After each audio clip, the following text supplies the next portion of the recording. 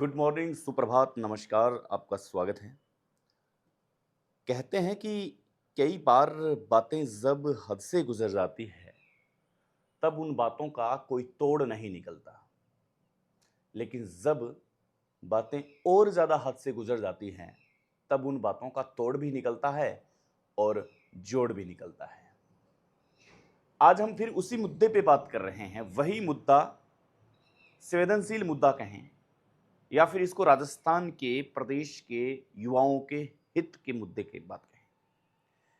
पूरे देश में सीमाओं पर ब्लैकआउट रहा।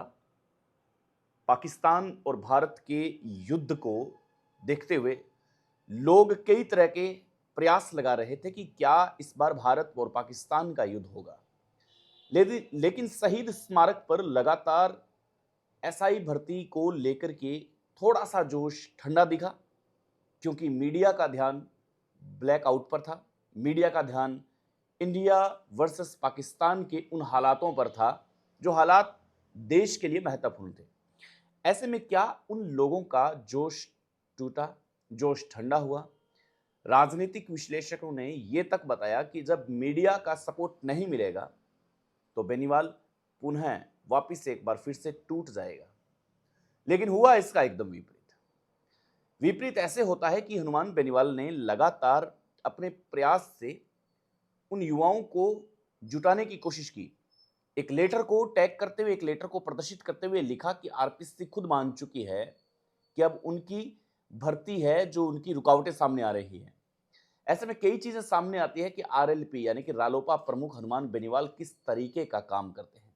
क्या वो ये चीजें देखते हैं कि हनुमान बेनीवाल के सपोर्टर जितने हैं, रालोपा पार्टी के जितने सपोर्टर हैं, क्या वो सही मायने में अपना काम कर रहे हैं?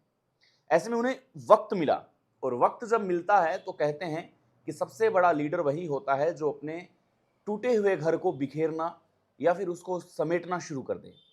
बिखेरने का मतलब है कि बिखरो, गिरो, लड़खड़ाओ और वापस एक आसमान में खड़े हो जाओ। वही आरएलपी पार्टी के उन नेताओं ने किया, जबरदस्त तरीके से किया। यकीनन बहुत ये चीजें बेस्ट रही आरएलपी पार्टी के लिए कि बहुत भी गजब का हो रहा है काम, यहाँ पे ठीक नहीं हो रहा है, सब कुछ अच्छा रहा। लेकिन एसआई भर्ती की जो मांग को लेकर के जो एक कवायद थी कि भाई ये रद्द होगी नहीं होगी, हनुमान बेनीवाल अपना साथ छोड़ चुका है, क्या हो गया है, पूरा देश का ध्यान एलओसी पर था, पूरा देश का ध्यान इंडिया वर्सेस पाकिस्तान पर था। लेकिन लगातार वापिस एक बार फिर हनुमान बेनीवाल ने ये साफ कर दिया है कि अब चाहे कुछ भी हो, सब कुछ सही है, सब कुछ सेट है, और अब वो चीजें नहीं होगी जो चीजें पहले होनी चाहिए थी। अब वापिस एक बार ठंडा हुआ, वापिस गर्म हुआ। इसको हम यूं कह सकते हैं कि तपती दोपहरी की लू में, सर्द गर्म जैसी हवाओं में एसआई की भर्ती पसीने तो छुड़वा रही है उन सरकारों के, उन नुमाइंदों के जो नुमाइंदे इस बात पर अड़े हुए हैं कि अगर हनुमान बेनीवाल ने ये एसआई की भर्ती की रद्द करवा दी तो फिर हनुमान बेनीवाल का राजनीति में कद थोड़ा ऊंचा हो जाएगा। ऐसे में उन्हें इस बात का खतरा है कि अगर समय रहते अगर इस बात को दबा नहीं दिया जाएगा तो ये बहुत बड़ा लीडर बन सकता है। यकीनन तौर पर अब सरकार के कई पेच फंसे हुए हैं, यहां तक कि आप मानेंगे सरकार घिरी हुई है आपस में।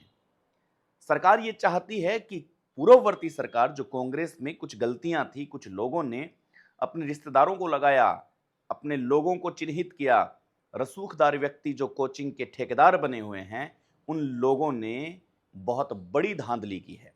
ऐसे में क्या ये उन पर आरोप लगाना सही नहीं है कि क्या हनुमान बेनीवाल एक ऐसा कद्दावर नेता, जो नेता अपने आप को सबसे बड़ा नेता कहता है, वो आखिर बनता कैसे है? वो जमीन से बनता है, वो जमीनी स्तर से बढ़ता है। तो जमीनी और जमीनी स्तर की जब बात आती है, तब बात आती है कि युवाओं के हित में बात करने वाला ये लीडर आखिर हार कब मानेगा, या फिर ये भी हो सकता है कि वो हार नहीं मानेगा। कई तरह की बातें हैं, लेकिन हनुमान बेनीवाल ने ब्लैकआउट का समर्थन किया, सेना के साथ खड़ा रहा। एक ऐसा नेता जिसने एसआई भर्ती को रद्द करने की मांग को सराखों पर जोर शोर से अपने पास रखा है, ये हमेशा से चलती आ रही है बात, कवायद चलती आ रही कि क्या मिसबिहेव राजनीतिक तुलनात्मक बातों में होना शुरू हो जाता है? क्या मिसबिहेव उन लोगों के साथ शुरू होना चाहता है जो कहीं ना कहीं युवाओं की अप्रोच को, युवाओं की आवाज को आगे बढ़ाने का काम करते हैं? ये तमाम तरह की ऐसी बातें हैं जो कहीं ना कहीं हमें डराती हैं, आपको डराती है, इन नौजवान युवाओं को डराती है। लेकिन हनुमान बेनीवाल शायद उस मिट्टी से बना वो नेता है, चाहे देश संकट में हो, भारत पाकिस्तान जैसे मुकाबले हों, देश के साथ खड़ा पाएगा, देश के साथ खड़ा रहेगा। लेकिन जब बॉर्डर पर तनाव कम हो तो सेना का सम्मान करने के बाद में वापिस फिर एक बार युवाओं का सम्मान करने वो वापिस पटल पर लौटेगा।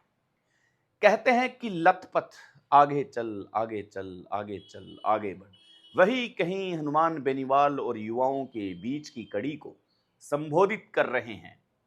क्या आज के युवा इतने कमजोर हो चुके हैं कि उन्हें हनुमान बेनीवाल का साथ नहीं देना चाहिए?